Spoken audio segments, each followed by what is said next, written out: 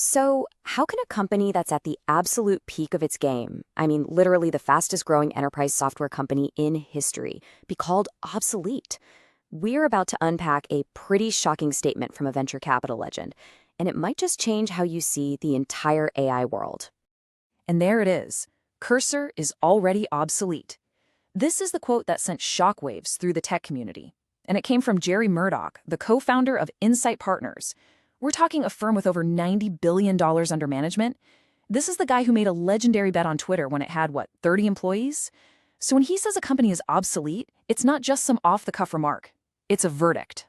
And to really get just how wild this is, let's look at the numbers.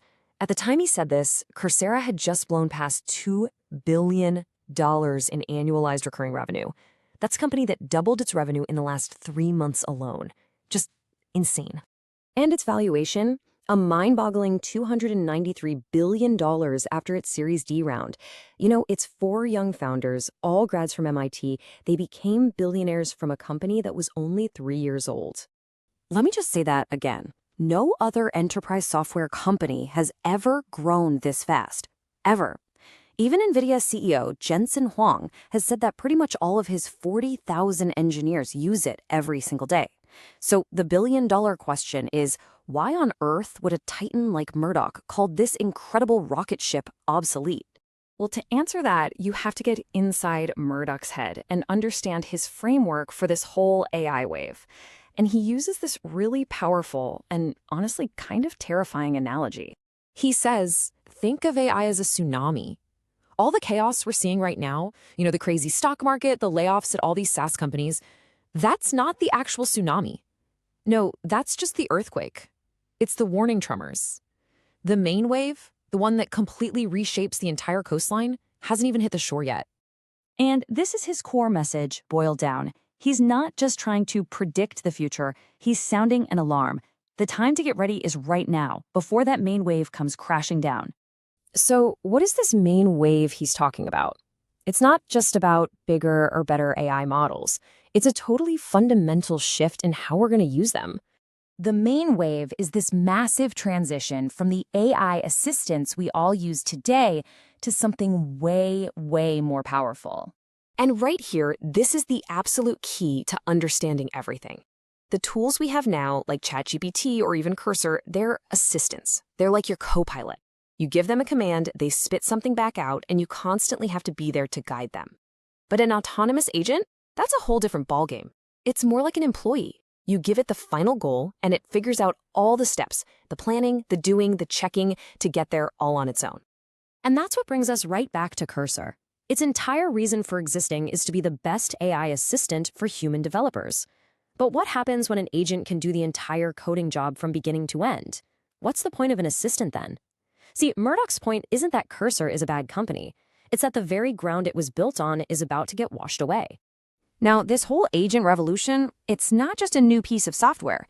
It needs a completely new infrastructure, built from the ground up. Murdoch calls it the agent stack. So at the bottom, you have the inference layer. That's the AI models themselves, which, believe it or not, are becoming a commodity. At the top, you've got the execution layer, the tools the agents use. But the real magic, the opportunity, the brain of the whole operation, is the layer in the middle, orchestration.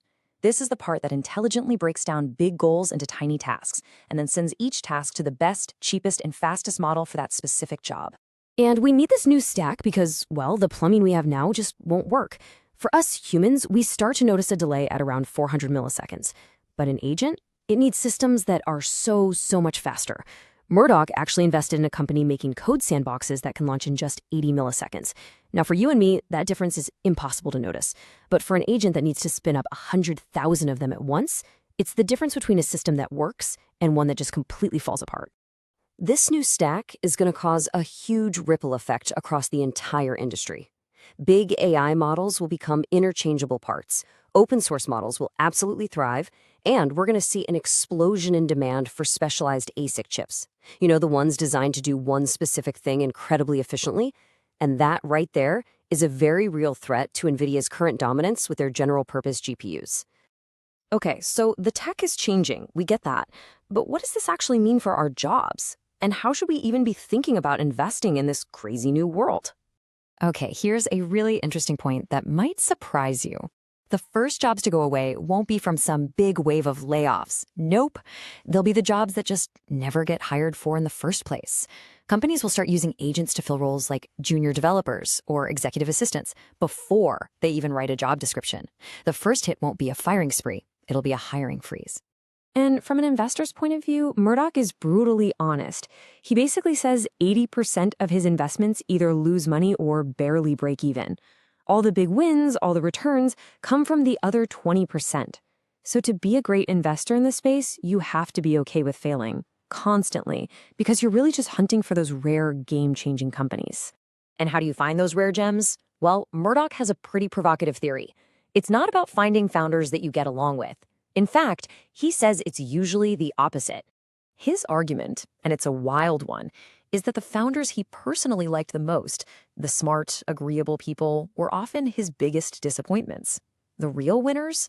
They're often obsessed, they're relentless, and sometimes, they can be difficult. They make you feel uncomfortable. So for an investor, the real challenge is to separate wishful thinking, investing in someone just because you like them, from genuine intuition about their potential to win. Okay, so let's bring all this home. What's the one big thing you should take away from this whole warning? This is it. This is the single biggest rule change in the tech industry, maybe ever. For decades, we have built and sold software to humans, but in this new world, the main customer for software, for infrastructure, is going to be autonomous agents. Everything from how you price things to performance standards, everything will be rebuilt for this new reality. And that brings us right back to Murdoch's powerful tsunami analogy. This isn't just a fun prediction, it's a wake-up call. The next few years are this critical window of opportunity to get to a place of safety, to get to high ground before the main wave hits. Some people will listen, and some are going to get caught on the beach. So the final question really comes back to you. As this tsunami gets closer, you've got to take a hard look at everything you're building, everything you're invested in, your whole career.